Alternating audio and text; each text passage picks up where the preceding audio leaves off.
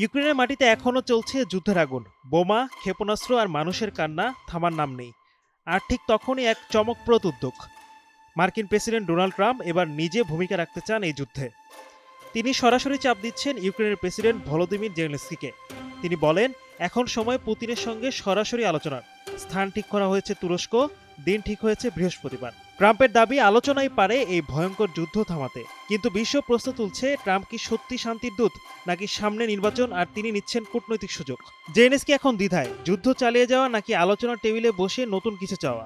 আর Putin কি আদৌ আলোচনা করতে প্রস্তুত? বিশ্ব তাকিয়ে আছে তুরস্কের দিকে। সেখানে হয়তো শুরু হতে চলেছে যুদ্ধের শেষ অধ্যায়, অথবা নতুন এক নাটকীয় মোড়। বান্ডেল থাকলে প্রতি সেনমানিতে টাকা বাঁচবে।